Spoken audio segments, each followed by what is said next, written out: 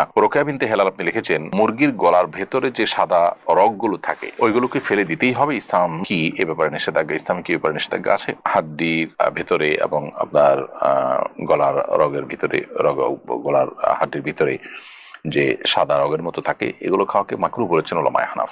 যদিও এটা হাম্বলি ফকিহগণ বা সৌদি আরবের ওলামায়ে কেরাম এটাকেও খাওয়া জায়েজ বলেন, এটাকে হারাম অবশ্য কেউ বলেন না, তবে মাকরু বলেছেন ওলামায়ে আহনাফ, বিভিন্ন ফতোয়ার কিতাবগুলোতে সেটি রয়েছে। এরপরে প্রশ্ন করেছেন মোহাম্মদ নুরুল্লাহ, আপনি লিখেছেন, মা প্রায় বলেন আমার পেটে একটা শয়তান হয়েছে, এটা জায়েজ কিনা? প্রথম কথা হলো যে মানুষকে শয়তান বলে আখ্যায়িত করা উচিত নয়, এটি এক প্রকারের গালি, এক ধরনের মন্দ উক্তি। কারণ শয়তান শব্দের অর্থ হলো মূলত আল্লাহর রহমত থেকে যে দূরে সরে গেছে, যেটা আহ শয়তানের ক্ষেত্রে, ইবলিসের ক্ষেত্রে যেমন ফিট হয়, মানুষরূপী কিছু লোক আছে তাদের ক্ষেত্রেও অনেক অংশে এই শয়তানিক কর্মকাণ্ডের মাধ্যমে তাদের ক্ষেত্রেও ফিট হয়। কিন্তু কোনো ব্যক্তি বিশেষকে জাস্ট একটু দুষ্ট প্রকৃতি হওয়ার কারণে তাকে শয়তান বলা অনুচিত, নিজের সন্তান হলেও তাকে শয়তান না বলা উচিত।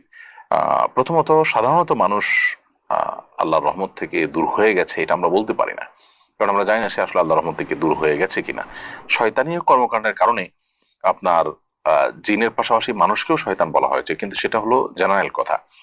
আপনার কোনো ব্যক্তি বিশেষকে, কোনো মুসলমানকে শুধু একটু দুষ্ট প্রকৃতি হওয়ার কারণে তাকে আপনি দুষ্ট বলেন, অন্য অনেক কথা বলেন, কিন্তু শয়তান বলবেন না। নবী করিম সাল্লাল্লাহু আলাইহি সাল্লাম তিনি লাআন তাআন ছিলেন না, অশ্লীল কথা, কটু কথা, বদদোয়ামূলক কথা, এই ধরনের কথা তিনি বলতেন না, গালমন্দ টাইপের কথা এগুলো তিনি বলতেন না। সো সেই সমস্ত জায়গা থেকে ধরনের মন্তব্য না করাই উচিত।